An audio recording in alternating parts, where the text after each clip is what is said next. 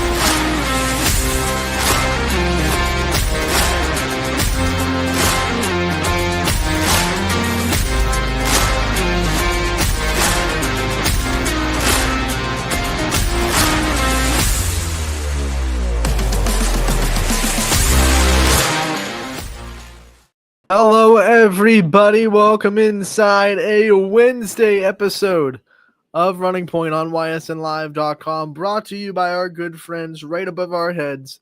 They must love Wednesdays. They get the big logos, Greenwood Chevrolet in Austintown. Anthony Hartwig with you alongside Spike Lee. Oh, wait, no, I'm sorry, the Scotty Minter. I couldn't tell with the Do the Right Thing hoodie. Kind of confused me a little bit. Scotty Minter, my sidecar. Buddy, how we doing on this wonderful Wednesday afternoon? I'm good. It just felt like I like the movie, but I just like just do the right thing just in general. I just like the mantra. So, yeah, that's why Scotty, you have mantras? I, You over there meditating with mantras?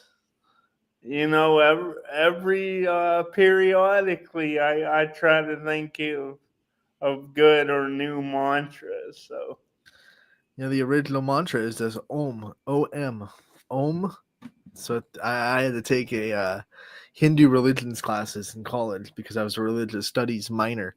So one of the things we learned is, that there's a Sanskrit symbol, and translated it's just the letters O-M, and that's when, I'm sure you've heard it in pop culture when you see people like meditating, they go Om.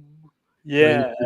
Apparently, that's actually a word, and that's a mantra. That's the first mantra. That's where we get the word from. So there's your lesson of the day. Things you learn on Running Point. The more you know when rainbow goes across the screen. Today on Running Point, it's me and Scotty, and we can announce that me and Scotty are going to be alone for just 2 more Wednesdays, Scotty. In fact, 2 more Wednesdays, because we will have a show next Wednesday before Thanksgiving, because I do have a basketball game, but it is at night. So I was thinking it might be a daytime basketball game because it's over break, but it's a nighttime basketball game. So we'll come back next Wednesday and do a pre Thanksgiving show. Yeah, I'm sure Scotty will love that. His birthday day, will be the next day. pretty Birthday much. on Thanksgiving, Scotty. Yeah, so that'll be a fun show. That will be a fun show. It'll also be our last show solo because we can announce today, confirmed, on December 4th, which is 2 Wednesdays from now, it will be the season 4 premiere of Wrestling Wednesdays with Gary Altizer, our good friend Gary, the head coach of the Wellsville Tigers wrestling program and a just all-around guru for wrestling in the area. He will be coming on for his 4th year of doing Wrestling Wednesdays, and then that's going to be a really fun time, Scotty. I think every year we've gotten better at our coverage of wrestling, especially on this show, and we're gonna continue to raise the bar here in season 4. Yeah, and I'm excited. It's always great to pick Gary's brain. Mm-hmm. He's got Not literally, that's gross, but figuratively, yes. yeah, figuratively, a lot of knowledge. So he brings great insight, and I'm just looking forward to it again. It's kind of hard to believe, but also on the other hand, it isn't because we've been going solo for a while. So I know we've been solo for a while, Scotty. It's you and me. You and me and you, the two of us together. Yeah, next Wednesday that changes, and we will have season 2 of Running Wednesdays with Rick Seipert coming up in the spring as well. So we won't be alone. We won't be alone for a long time after after December 4th, because we'll roll right from Wrestling Wednesdays to Running Wednesdays. So Running Wednesdays on Running Point is perfect. It's just perfect. It lines up with the brand so well. And the other thing, Scotty, is I'm hoping maybe in season 4 we can get some what's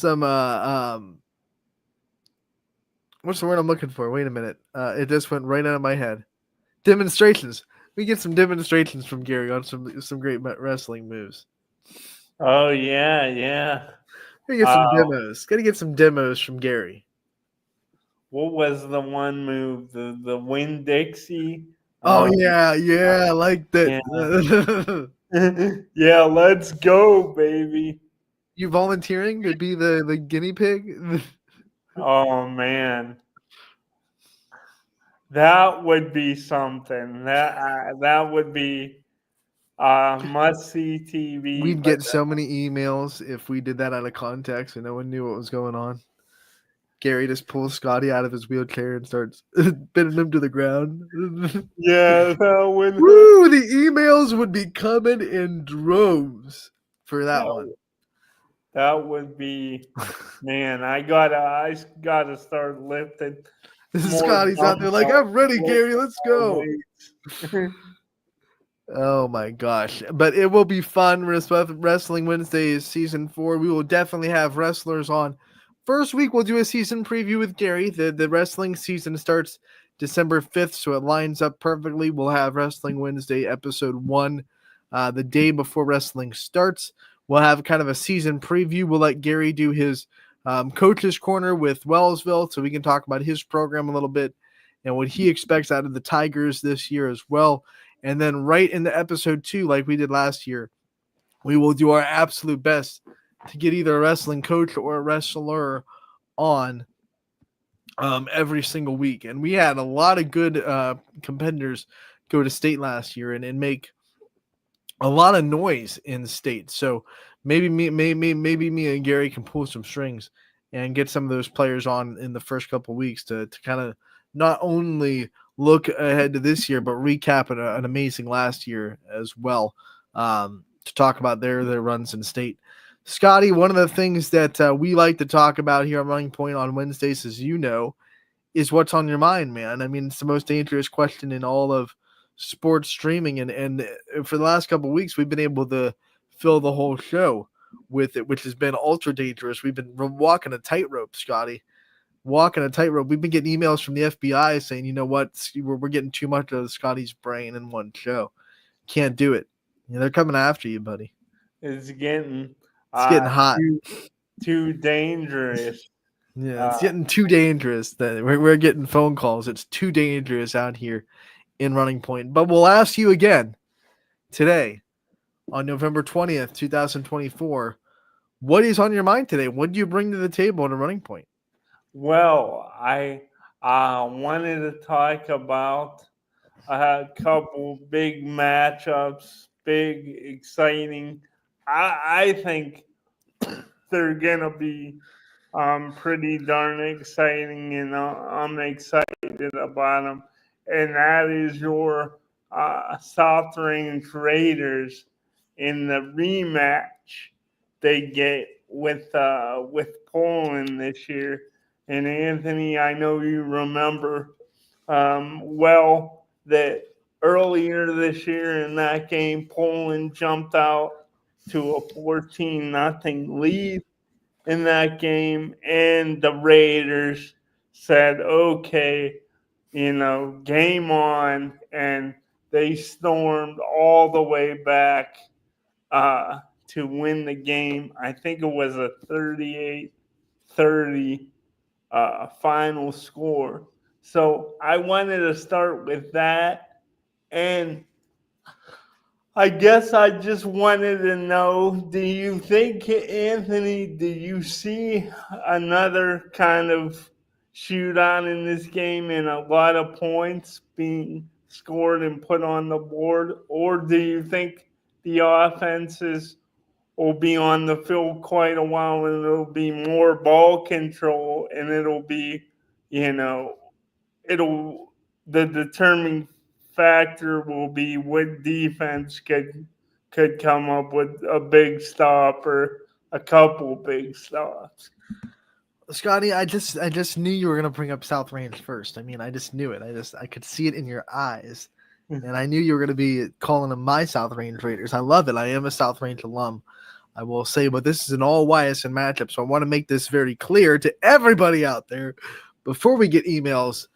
We are not one-sided in this matchup. We love both these teams very much, and we are kind of in the catbird seat for this one because I mean, no matter what, we get a team in the state semifinals. So I think this week we just get to kind of sit back, relax, and watch what we hope is a good football game, and we hope both teams put their best foot forward. I say that while I'm wearing a South Range shirt, but I promise it's old. It's back to my South Range days. So it even says ITCL, so that tells you how old it is. Back when the Raiders played in the ITCL. So that being said, this game last time, Scotty, and we've seen in every level of sports rematches in the playoffs, and I think every coach and player is asked that same question that they're probably sick of getting asked every time they play a team that they've played before. What did you learn from the first matchup that you can take into this game? And then they give the coach cliche that every game's different, and of course we watch the film, and there's no secrets between us, yada yada. But they're cliche because they work, right? They're cliche because they're true. No one knows South Range better than Poland, and no one knows Poland better than South Range in the playoffs right now. There's no matchup that they could have across the state of the teams that are left that would know them better than they know themselves. They play each other every year. They know exactly what they're doing. There's no secrets. There's no kind of surprises for either team. When you look at that first matchup, Scotty, I mean, you said that Poland jumped out to a really good start, and what became their kryptonite was special teams and turnovers. I mean, they just started to not play clean football, and I don't know if that's because they got a little bit ahead of themselves when they had that big lead, maybe got a little bit lackadaisical, or maybe the South Range just really cranked it up to 11. But either way, Poland has to feel like coming off that game and going into this game, if we play clean football, we're going to have plenty of chances to win. They did not play clean football in the first matchup, and they still got within 8 points, although I will reiterate that it was not as close as it appeared because Poland scored a touchdown late, needed an onside kick to kind of get the ball back, so it was like 38-23 before that score. I mean, South Range really dominated. Poland scored late to make it a one-possession game, but they needed a desperation onside kick to try to get the ball back again and then score again. So they were in peril late in the game. They were down by 2 scores. So that being said, I think they know, like, hey, we know how to get a lead against this team. We know how to get off to a good start. We know that we do things that succeed. I'm talking about Poland's side, by the way, in case it wasn't obvious. So Poland knows, hey, we have things that succeed against South Range. We have things that we can do well. We can execute well. If we just play clean football, we'll be right there. We'll have our chances. I don't think either team is delusional enough to think they'll run away with this game. There's no way you're going to blow out South Range, and there's no way South Range is going to blow out Poland. I don't think so. I would be shocked if this game ended in a blowout either way, unless you see some fluke turnovers or some, massively big momentum type plays that really just, crush the will of the other team. That's obviously always a possibility in sports, but I would say that the chances of a blowout in this game are very low. Poland's coming into the game thinking, if we just play clean, we will win. We will have our chances at least to win this game. We will put ourselves in chances to win, and they didn't really put themselves in a chance to win last time. Like I said, they were down by 2 scores late. They needed a touchdown onside kick to even have a chance to tie. They couldn't get the onside kick. They did get the first touchdown. So South Range is coming into this game on the other side, Scotty, thinking, we have Poland's number, and that might sound like attitude. That might sound like, overconfidence from saying that. But at the same time, when you go into a game knowing like, hey, you have their number, I think the goal is to get them nervous and to set the tone and say, hey, we still have your number, because the more South Range does right in this game, the more that's going to be in the back of Poland's head, right? Saying, okay, oh geez, it's South Range. Oh geez, here we go again. Why can't we get past this team? I think South Range has to go in and try to culminate that in the back of their heads, and really, not give Poland a reason to think that this game will be different, right? They have to kind of strip away the thoughts of that Poland game. And I think South Range, one of their keys is going to be going off to a really big start. I think Coach Rock is going to say, hey, we can't get them to a 14-0. We can't spot them 14-0 again. We might have been able to escape it in the regular season. This is the postseason. We don't escape 14-0 deficits in the postseason. We can't give this team reasons to start believing that they can beat us, because they don't. I mean, at this point in their heads, whether they admit it or not, back of their heads, they have to be thinking like, what do we have to do to beat South Range? Because they've been kind of close, in the last couple of years. They've made plays, but they just can't get past the jump, right? And we've seen plenty of teams at all levels kind of have their bugaboos with teams that are in their way in the playoffs. Seems like every year. So it kind of gets in the back of your head a little bit, like, oh man, what do we have to do to get past this team? And if South Range can do things that let that creep into Poland's mind, play a little bit of mind games, right? The point of football is to a little bit attack your, as much as you're attacking your opponent physically, you got to attack them mentally, right? I mean, old school football is you take your opponent to the point where they don't want to line up and fight you anymore. They give up. They check out. They mentally check out. It's a physical game. But I think South Range, they have to get off to a good start.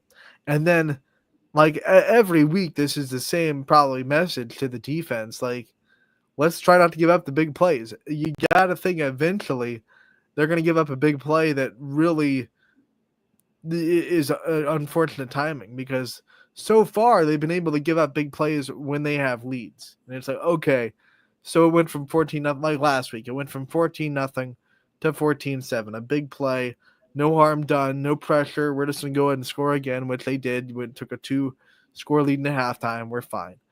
But if they give up a big play when they're maybe tied, or they're down by 7 and they give up a big play to go down by 14, those are the timing plays when you go, oh man, that was a poorly timed big momentum play. And the one thing I'll give to South Range, Scotty, is and I've said this before on this show, every time they give up a big play or anything that you would think as someone that watches a lot of football or a lot of sports, that's going to turn the momentum for sure. It doesn't at all. They never let one play in a game transition their momentum or their mentality, which is harder than it sounds when you're talking about high school kids, right? We're talking about, not fully matured teenage boys that can sometimes fall into mental lapses, but South Range never does. That's on coaching, in my personal opinion. That's why South Range has one of the best coaching staffs in the whole Ysn family, and they've proven it. Like, hey, we'll give up big plays. It's fine. Next play, next snap, next play, next quarter, next game. That's just a constant mentality of the Raiders. So as long as they don't give up those big plays in very unfortunate times, they'll continue to be okay. I expect a really good game between two teams that know each other very well. We saw Gerard give South Range a much better fight than Garraway did, and I think a lot of that had to do with the fact that Gerard knew exactly what they were getting into, and they had a much more educated game plan than maybe Garraway could have. So I think Poland will be in the same way, where a lot of their success will come from the fact that they know South Range pretty well. They can have a very educated game plan, and I think that'll help them keep this game pretty close. I rambled, Scotty, Yeah, but you can I talk now. yeah, I was just gonna go. You talked about how you think it's really important, kind of imperative for South Range to get out to an early lead in this game this time around. Last time they were in the 14 nothing hole, and you questioned if they would be able to survive that in a playoff setting atmosphere. But like you said, to their credit, South Range, when they have given up big plays, they've had this kind of knack not to let it snowball on them. But do you think going in this game and looking at it going up against Poland's defense, and maybe they play a little more aggressive early on, try to force South Range into a turnover to really turn the game? But do you see South Range trying to establish the run early on in this game, or do you think they go with more of the aerial attack Well, early? that's Raider football. They will run it, and if you let them, they run it down your throat every single time.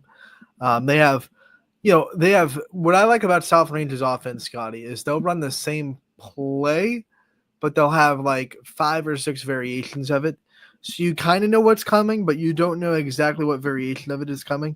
It's almost like when you ran the triple option. I know this a lot because Georgia Tech ran it for a long time, so I learned it quite a bit.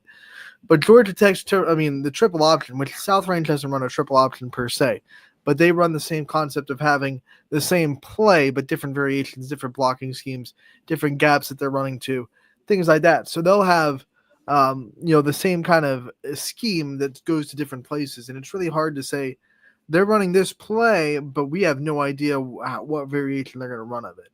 So the same way in a triple option, you could have let's say, triple option counter, but you could have like 5 or 6 different variations of that counter play. When you add that to the fact that Tristan Toy always has the option to pull it, take it himself, because most of the plays they run are RPOs anyway. And he does a great job of reading and knowing where to go with the ball. He's a very experienced quarterback. It makes the offense very hard to defend from that standpoint, because you kind of feel like you know what's coming, but you also don't. And that kind of leads to very quick, what's the word, indecisiveness on the defense's part. And the most dangerous thing you can be as a defense is indecisive. So I think South Range does a good job of putting doubt in the defense's mind of what is really coming. And that's why they have so much success on the ground. And then when they do pass the ball, they do find a lot of success, man. They run very, very clever ways to get the ball open to the middle of the field. You see a lot of these little crossing patterns that they run. They get open spaces and about 10 or 15 yards down the middle of the field. Tristan Toy is really good at hitting that right on the dot.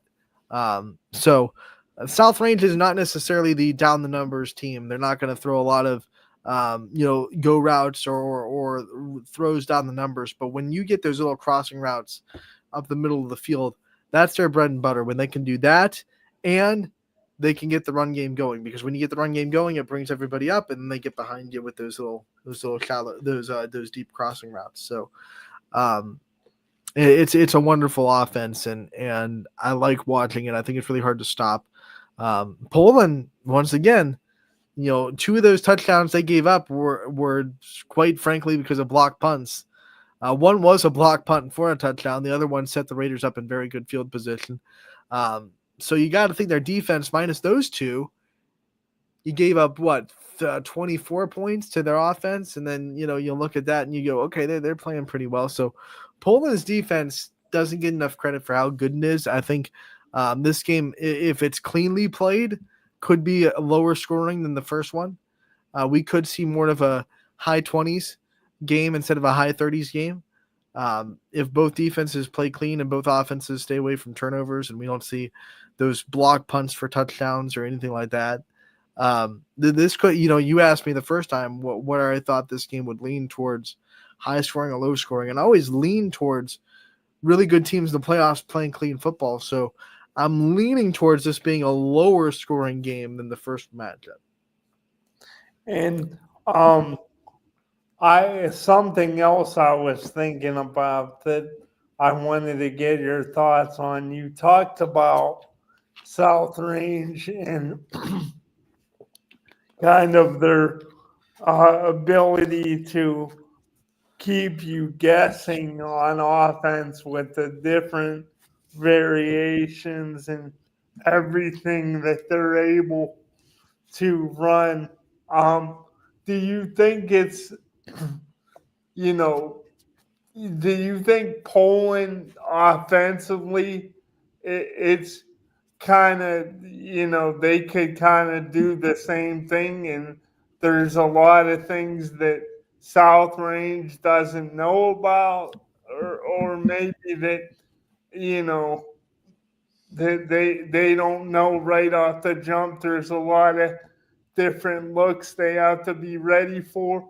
Or do you think when it comes to Poland and their offense going against South Range and their defense, it's more simple than that, and it comes down to Poland just and executing their offense and not turning the ball over and finishing drives, or do you think Poland's offense is a little more complicated than that, and could provide more of a challenge for South Range in the second game?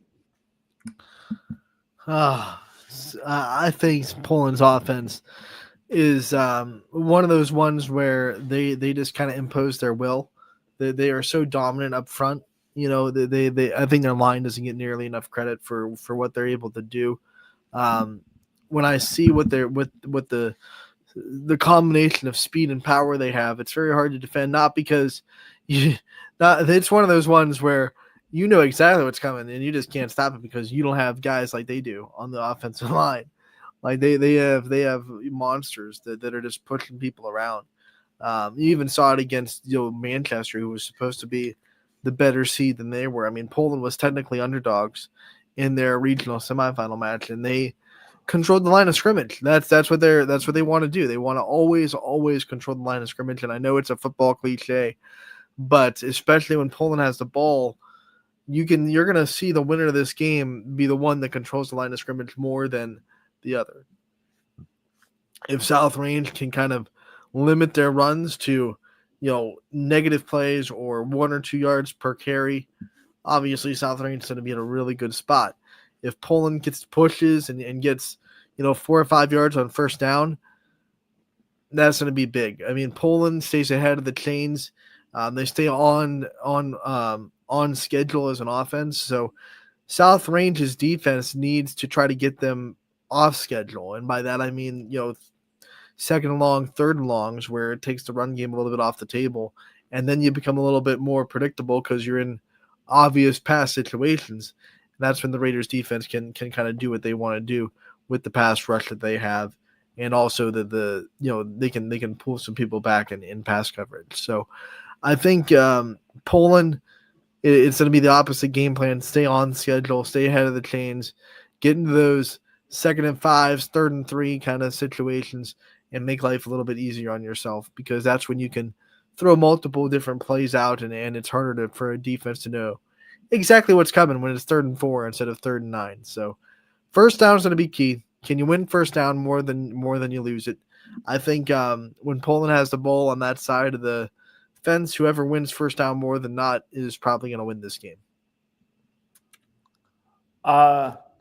And I think like that's a good way to put it. I think when you look at it and you've talked about winning the line of scrimmage and games like this, especially when you get down to this point in the playoffs, two good teams, the trenches matter so much. The battle of the trenches and the push you can or cannot get. Um, I, people might say that Anthony going into this one, that if Poland keeps it, if they keep it really close the whole game, like say it's still a one possession game in the fourth quarter and they're not having to come back from two scores like 14 or 17 or whatever, that then all the pressure goes to South Range. But I kind of view it differently, as if it's close, that kind of I kind of get the feeling that South Range has Poland right where they want them, because they're not gonna panic, because they have such a great culture that they built for so long, that I feel like it's close.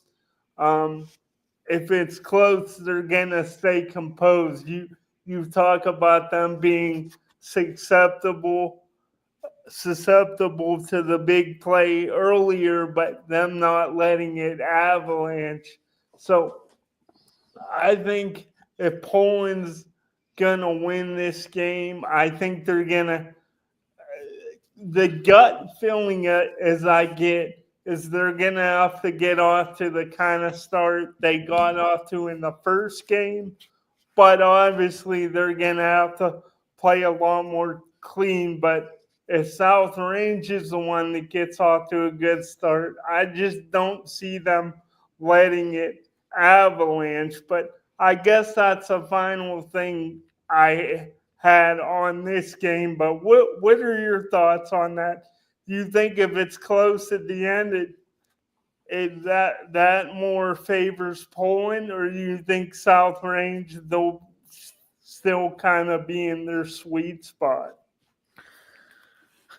I mean, when I look at the way both teams want this to go, I think you're right. I think South Range would be um, fine with a close game. I think you nailed it with their culture. They're not going to panic. They're probably going to make clutch plays down the stretch because that's what they always do. Um, they're not going to be someone. They're not going to be a team that shies away from the big moments if the game's close down the stretch. Not saying that Poland would either, but South Range especially, they've been in regional finals, they've been in state semifinals, they've been in state championships very recently. So they understand what it takes to win big games and make big plays. So I really don't think they'd be in a bad spot close down the stretch. I don't think either team would. I wouldn't be shocked if either team gets the opportunity to make a clutch play and makes it, because they've both proven all year that they can make those type of plays. They've both been in games, although not very many, but they've both been in games where they have to, you know, make a play. Just make a play, and they end up doing it more times than not. So I think both teams would be fine if the game's close on the stretch. I don't think either team would panic. Either team would, um, kind of fold or make the silly undisciplined play because it's close and they tighten up a little bit. I think close game in this one down the stretch would equal very, very exciting football on both sides. Scotty, we have other matchups too on Friday. We cannot forget about one that I think is going to be an absolute thriller. Urson versus Gilmore Academy going And down. sorry, I don't mean to be a jerk and cut you off, but that's exactly. Whoa, Scotty. I'll tell you what, man. No, I was just gonna say that's exactly where I wanted to go next, was Ursuline and Gilmore. Um, but go ahead, Ian. I'm sorry. Yeah, we took about 35 minutes on South Range, so we gotta pump the brakes a little bit here and make sure we hit our other matchups. Yeah, So we got Ursuline and Gilmore Academy coming up, and that game will be called by Tim Corso and Sam Torres. They're going to be playing at Ravenna, and this will be audio only, by the way. So this will be free audio only. Spectrum TV will also be there. They have the OHSAA video rights, so we will have an audio only broadcast of that matchup. But when you look at Gilmore Academy and kind of scouting the other team so far this year. Um, man, they're talented, Scotty, and this is kind of ho hum in Gilmore Academy sports because I don't know if how much you know about Gilmore Academy, but they have facilities for days. Students pay a lot of money to go to Gilmore Academy for a reason because they have just stellar, weight rooms and that's why they really thrive on the Olympic sports. They've been good at football, but they're not the powerhouse in football historically, like they are in, say, volleyball, swimming, hockey, these Olympic sports that they just really thrive at. But this year, they have talent out the wazoo for their football team. The Lancers have been very good on the gridiron, and this is going to be a fun game on the blue turf against the Lancers for Ursuline. Do you think maybe for Ursuline, um, which I mean, from what I've seen and read, Ursuline, it's been a special year for the Irish. Do you think that earlier matchup, even though they lost, do you think the earlier matchup against Walsh Jesuit, who's probably one of the best teams in the state? Do you think that was a matchup to where South Range or South Range Ursuline could still go back and look at that and think about that game and how they lost, but they were right there? Do you think they could kind of say reflect on that? And it helps them in this matchup with Gilmore. Yeah, and when I think about Ursuline, and they've been so battle tested, they've seen a lot of talent on their own schedule alone. I mean, you look at the way, especially the first time they played VASJ and the horses that they had in the first matchup that unfortunately for them, they lost to injury in the second matchup that made them a little bit less formidable. But yeah, Ursuline has seen talent at the wazoo in their schedule. They're not going to be seeing anyone that they've at a talent level that they've never seen before. But I will say that Gilmore Academy has some players to look out for, especially Cooper Pantek, who is up for the Tony Fisher Award finalist. Um, so, as a quarterback for the Lancers, he's going to be someone to watch. Is someone that does a lot of good things right. He's a senior. He's trying to go out with his senior swan song a little bit with a great run for this football team. And their Coach Kaufman, is just one of the region's best. So they're well coached. They have a stud quarterback. They have talent around them.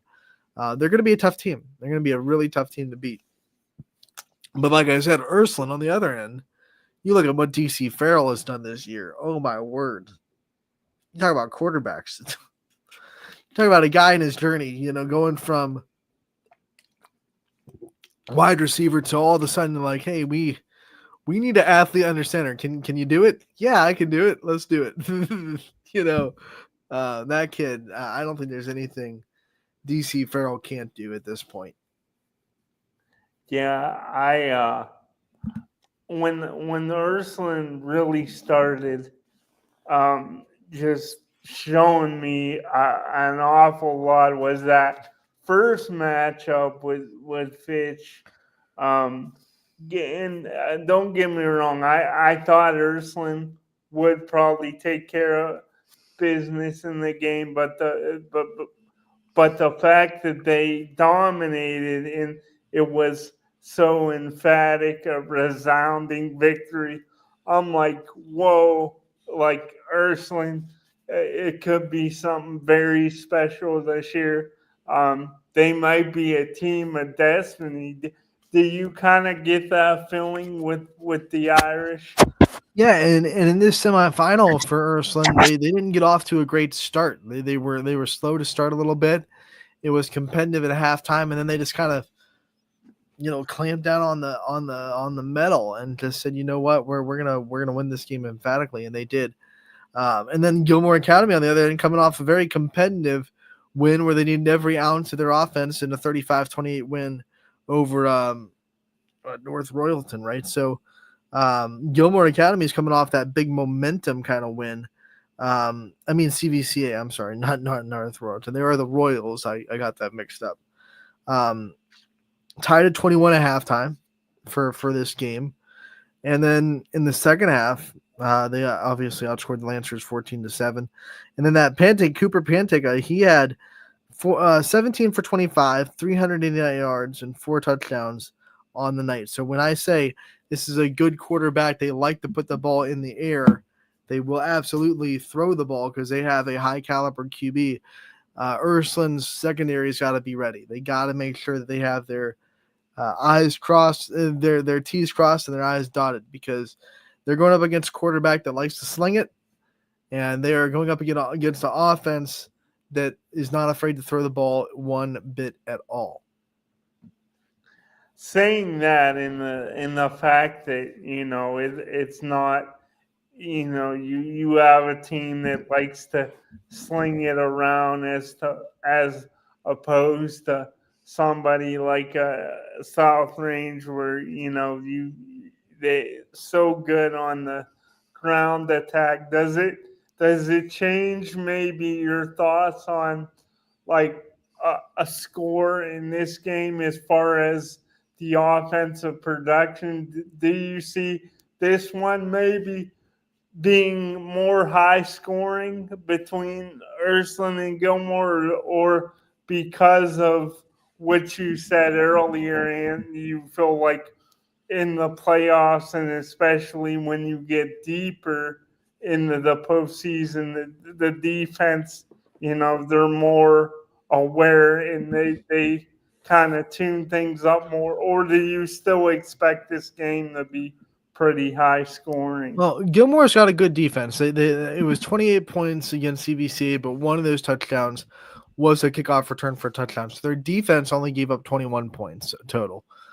So their defense is very good. That's hard. I mean, regional semifinals, you're going up against good offenses across the board. So anytime you give up just under 24 in a regional semifinal, you're a good defense. So the Lancers defense is pretty good. Their special teams, that might be a king in the armor. I mean, could we be surprised if Ursuline pulls off a kickoff return for a touchdown, or a punt return for a touchdown, or some kind of really good special teams play? Ursuline might have the edge, and it might come down to a really big special teams play that gives Irish the win. But I think the one thing they have to do is, like with every quarterback that's really good, no matter what the level is, you gotta dirty up the pocket, right? I don't think there's a quarterback, NFL, college, high school, that is better in a dirty pocket than a clean pocket, right? No one is saying, hey, I want my offensive line to suck today, and I want to be running for my life all day. That's when I throw the ball really well. No one says that. So Ursuline's got to do a good job making sure that they take Pentak off his spot. They make it uncomfortable for him, and maybe that 17 of 25 with almost 400 yards can go down to 13 out of 28, and 250 yards. If they can chop that total in half, and maybe cut them down to maybe 3 touchdowns instead of 4, or whatever it may be. They can definitely find ways to win, because you're not going to stop a quarterback like that. He's going to make his plays. Like, he's going to make his throws. He's got a good receiving core. He spreads the ball around quite a bit, so he's going to make his plays. But if you can limit that and not let him go, with a completion percentage over 70%, with 400 yards and 4 touchdowns, and not let him go off, then you'll be okay. And I'm excited for this matchup, and I appreciate your insight on Gilmore and all that they uh, bring the to the table this year, and your little uh, kind of background you did on them sports wise, and you talked about how in other sports the expectations are going to be great Well, every yeah, year. their volleyball team won the state championship this year, Scotty. So that tells you what their athletics room is like right now. And their volleyball team, I saw them live. They beat Hoban in 5. I think that was the state championship at the end of the day. Those two teams going at it in the regional final. Um, oh my gosh, their volleyball team's so good. So good. Their football team's pretty talented too. That'll be a good one. Another good one, Scotty, that I'm looking forward to. Perry versus Glenville. Two just absolute powerhouses going up against each other. Reigning state champions in Perry. Their offense, yardage wise, has not been stopped all season. We do have that game against Struthers where, although Perry was able to move the ball pretty well, they did not really complete their drives in the red zone. A couple of turnovers on down in the red zone really stopped them from scoring. But against Struthers, even when it was 3-0, they were moving the ball between the 20s really at will against the Wildcats. So this is a really good offense for Perry. They can move the ball really well. D1 quarterback, we're talking about talented quarterbacks. How about Walter Moses from the Pirates going to Toledo to continue his college career? So you got a D1 quarterback under center. You have a really good run game. He has good weapons on the outside. And Perry's defense is legit. Like, they held that Struthers team to nothing. So although their offense was struggling to score and they only had 3 points all game, 99 times out of 100, 3 points is not going to win a football game. But Perry's defense, I know everyone's talking about Glenville and what they're doing this year and how much they were able to really put their stamp against a good team that they played in the regional semifinals. And everyone's really impressed with what they were able to do. But at the same time, it's like, wait a minute, this Perry defense is legit. We're talking, I think 7 shutouts this year. They held Kirtland to 14 points in regulation. Then they went into triple overtime before they lost to Kirtland, who's a favorite to win state in Division 6. This Perry defense is monstrous. So yeah, I think Perry versus Glenville going to be a slobber knocker game where we might see a very low scoring affair. And it seems like to me, Anthony, that you kind of, again, not taking anything away from Struthers, and that they fought No, hard. I mean, look, you still made the plays to hold Perry to 3. That's not a knock on Struthers, because at the end of the day, I'm a firm believer. I don't care how many yards you give up. It's all about points, right? If you're a team that bows up in the red zone when it matters most, I don't care that you're giving up 400 yards. Like, everyone, especially like nowadays in the NFL and college football, oh, this team stinks. They're giving up yards all the time. But then you look at the points per game, and it's like they're giving up 18 points per game. I don't care how many yards they're giving up. They can give up 500 yards. If they don't let them in the end zone, it doesn't matter.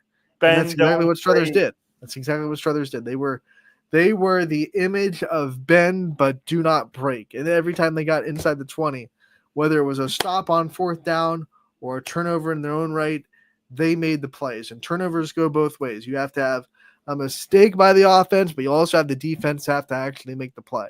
So, although Perry is looking at that game going, we did a lot better than 3-0 on offensive side. Struthers, you earned that 3-point, holding Perry to 3. Absolutely. Yeah, so they definitely, they did earn it, but did you think in some ways maybe for Perry it was kind of like maybe a little bit of a blessing in disguise? Oh, yeah, because if you escape a game like that, you look at the way they played offense in the semifinals, their offense was back to humming, right? They said, whoo, we escaped a terrible game. We escaped an absolute, heart pounder. That would have been a huge upset. You look at the reigning state champs don't even get to the regional semifinals. Do you realize how huge that would be? It would have been massive, and Perry escaped it. And then the next week they were focused, they were locked in, they tightened everything up. that makes Perry even dangerous. I've said it before, Scotty. You've heard me say it. I am scared of good teams that are coming off of bad performances but win, because those are the teams that are never like they're going to be completely locked in the rest of the way. If you're going to beat Perry in this game, if you're Glenville, I guarantee you're going to beat Perry playing at their best. You you gotta beat them when they're playing at their A game Right. as well. Yeah, I mean, absolutely. So that one's going to be fun. And then, of course, the game that I think everyone in the Northeast Ohio region knows about, everyone looking forward to it, Hoban versus Walsh. This is just going to be, this might be a state championship that's happening in the regional finals. Do you do you think this one goes like right down to the wire? Or Absolutely. This okay, is going to be a fun one. This is going to be a fun one. Not to mention, both teams are uber talented, but they're also just straight up, we hate each other rivals. Like the rivalry between Walsh Jesuit and Hoban is kind of like Ursuline Mooney down here. It is Akron Canton's holy war. So yeah, this one's gonna be fun. There's gonna be bad blood on the field between these two teams, and they're both uber talented. yeah, that's and do you like and do you like even when you were because we're around the same age. I mean, I got a couple years on you because I'm just old. I don't think you're officially old yet, I'm getting but there. it just seems like rivalry games. It's kind of sometimes it seems cliche when people say, "Oh, you could throw it all out the window," but the more and more I watch sports and the more and more we covered, like it's really true when it comes to rivalry games. It's just that extra amount of juice. Like, didn't you feel that even in high school, Anthony? Like, you just Oh not gosh, that the other games, you know, aren't important because duh, you want to win every Scotty. game, but there's go ahead. No, I just like I get what you're saying. You don't have to say more. I know exactly the question you're asking. Like, oh my gosh, yes. I mean, when it was Springfield week, no matter what the sport was, because when I was at South Range, we were in the ITCL. Springfield was still the biggest rivalry in South Range. I don't know if it's necessarily like that now because they don't play each other as often in every, like we played Springfield in every sport bar none. They were a conference opponent. Now, some sports play them, some sports don't, right? So football played them this year. I think both basketball teams are, but like for example, like volleyball didn't play them. Softball, baseball usually have them on the schedule. So hit and miss for Springfield South Range now. Now you're starting to see South Range Poland start to develop this heated rivalry, right? Like you go into both those locker rooms, they don't like each other. But it's not as deep seated yet as maybe that Springfield South Range one was when I was in high school, where it was 30, 40 years of just building up this hatred for each other in this history. And that's exactly what Walsh is with Hoban. It's traditional rivalry. It's the alumni don't like each other. I don't think we're there yet with Poland South Range. I don't think the Poland and South Range alums are going at it in the streets yet. But maybe 20 years we'll start to see that a little bit. But that's how it's like with Hoban Walsh. That's how it was like with South Range and Springfield. That's how it's like with Ursuline Mooney. That's why this game with Walsh and Hoban is going to be just an absolute thriller, because you have everything you want. You have the trip to state on the line, got all the talent in the world on both sides, and you have the heated rivalry that both teams are going to be bringing into it. So the emotion is there too. The drama is there too. Could I ask you one more quick question, Oh, Anthony? okay, Scotty. Do you have like from when you were going to high school? So it could be from freshman year to your senior year, if you could go back in the memory bank or the time machine here, do you have a favorite like South Range, Springfield memory or Oh, moment? absolutely, Scotty.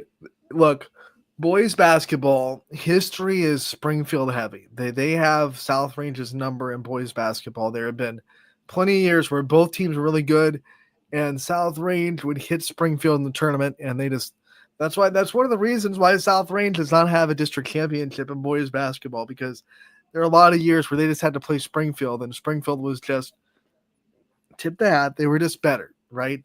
But there's a game, and I think I was in it was middle school. I wasn't in high school yet. At Springfield, trying to cool off the emotions because it's so cool. South Range has the inbound. They're down by one with like maybe a second left. They have to inbound it on the other end of the court, right? So it's not going to be a under the hoop where you have a legitimate shot. The only shot South Range has, they have to lob it, catch, shoot. That's the only chance. AJ Andre, man, he's the inbounder. He'll never forget it. He chucks it, and kids go up for it at the hoop. So it's going to be one of those ones where he's trying to have a kid catch it at the hoop and then bounce it in, right? Kids go up for it. You can't make it up, Scotty. You can't make it up. It goes off of a Springfield player's head and into the hoop. Raiders win. In Oh my, Springfield. no way. In the jungle, we storm the court. And that was you were in middle school then? Middle school, I think. Yeah. I can't Wow. remember exactly what grade. The years washed away.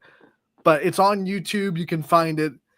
It's incredible. Like, you don't see storming the court too often in high school. Like most high school, especially now, it's a little tame. They'll have fun after the game, but like legitimately, like can't control the emotion, just storming the court. That's what happened. And because you never see something like that. Like you could throw that ball 100 more times and have that exact same thing go down where two kids go up for it. Never again would it bounce off a kid's head and go into the hoop for the point. I wonder how what And that the poor kid probably never lived it down. yeah how what emotions were like for him. What the rest of the week was like, or Oh man. Oh man. that's good stuff, I Anthony. think it got on SportsCenter as a top 10 once. Sports Center Back in the top days 10. when they took like submissions, like you could actually send in video clips. Like I I think it got do on SportsCenter. I do remember that era when you could send submissions. That's that's great though. Holy smokes. You never told me that one. Yeah, it's something else. Yeah, it's man, this has been a lot of fun today once again. Anthony, thank you for letting me not just say what's on my mind, but we go long, Anthony. We get deep with these discussions. So We do go long, Scotty. We have to go. It is crunch time. We will see you all next week with me and Scotty on Running Point. I'll be back tomorrow. Scotty, thank you for always coming on. As always, Running Point brought to you by Greenwood Chevrolet in Austin.